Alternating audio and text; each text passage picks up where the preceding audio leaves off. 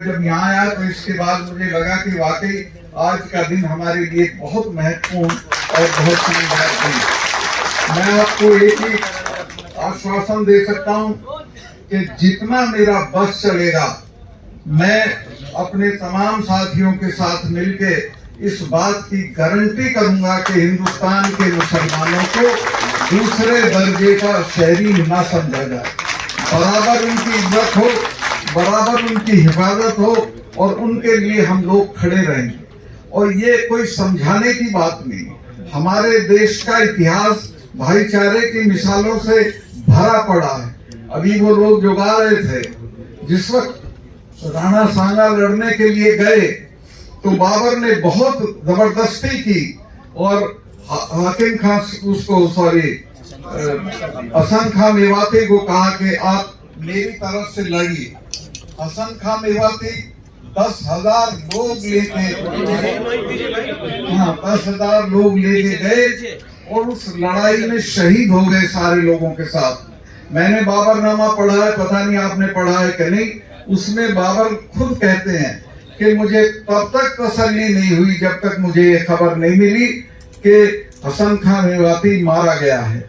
उसके बाद बाबर इतना नाराज हुआ कि वो 4 दिन उसने फिरोजपुर झिरका में कयाम किया और मेरे लोगों को सजा दी कि तुम कैसे राणा सांगा की तरफ से लड़े हो। हल्दी घाटी की लड़ाई राजपूत इतिहास की एक ही लड़ाई है जिसको हम बहुत महत्वपूर्ण मानते हैं। उस लड़ाई में राणा प्रताप के जो सेनापति थे वो हाकिम खान सूर थे। हाकिम खान सूर एक पठान थे और वो उनकी जो जहाँ ये हल्दी घाटी में लड़ाई हुई वहां से मुगलों को धकेलते हुए बनास नदी है वहां तक ले आए। और वहां मैं गया हुआ हूँ, मैं खुद गया था। मैंने वहां एक गेस्ट हाउस भी बनवाया जब मैं मिनिस्टर था। तो उस इलाके का इतने लोग मारे उन्होंने कि वहां रक्त तलाई उस जगह का नाम पड़ गया कि खून का तालाब, रक्त तलाई। आज भी वो रक्त तलाई के नाम से जाना जाता है, बोर्ड लगा हुआ है।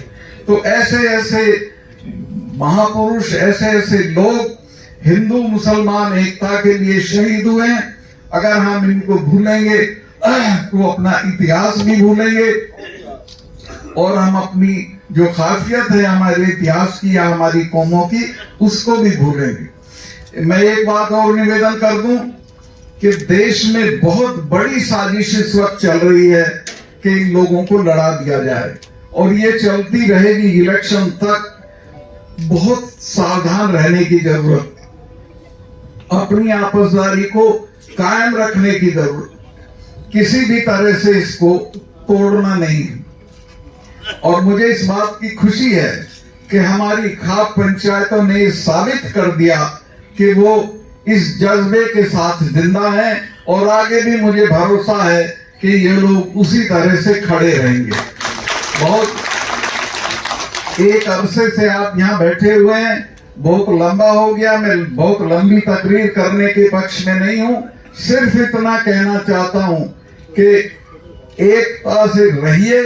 और हिंदू भाइयों से जरूर कहूंगा कि तुम्हारी अगर तादाद ज्यादा है तो तुम्हारी जिम्मेवारी भी ज्यादा है और तुम इस बात को आश्वस्त करें, इसकी बात की मजबूती करें कि हमारे मुसलमान भाई को दूसरे दर्जे के नागरिक की निगाह से ना देखा जाए, उसके साथ कंधे से कंधा मिला के खड़े हो जाएं तो आपको कोई दिक्कत नहीं होगी।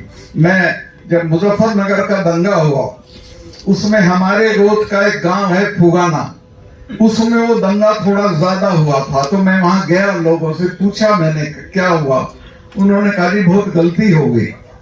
उनको किसी ने खबर दे दी कि मलिकों का जो गोद का दादा है वो पीछे मुसलमानों के किसी गांव में मार दिया गया, जबकि वो गलत खबर थी। तो उसके रिएक्शन में वहां दंगा हुआ। तो गांव के लोगों ने, आप यकीन करोगे, रोते हुए कहा कि ये तो हमारी जिंदगी, हमारा तो गंडासा नहीं चढ़ता इनके बिना, हमारा तो कोई काम इनके बिना नहीं होता।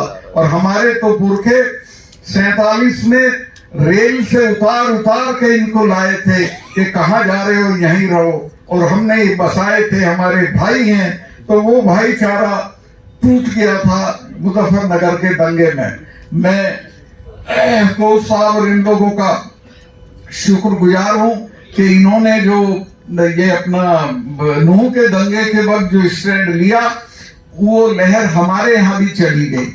जाटों का और मुसलमानों का जो तफरका था वो उसी दिन खत्म हो गया और हम भी आप जैसे ही हो गए हैं। और अब हमारे यहाँ कोई फिरका परस्ती पश्चिमी यूपी में भी नहीं है। तो इसको फैलाना है। ये मेरे साथ बैठे हैं अपने गोदारा साहब, ये अभी सीकर में सम्मेलन करके आए हैं, इससे पहले भी सम्मेलन किए हैं और एक लहर चल पड़ी है इस तरह के सम्मेलनों की। और हम आपको इरफान भाई वहां बुलवाएंगे, आप आइए और आप यहाँ का पैगाम इस पंचायत का, इस मजलिस का, इस गैदरिंग का लेके निकलिए।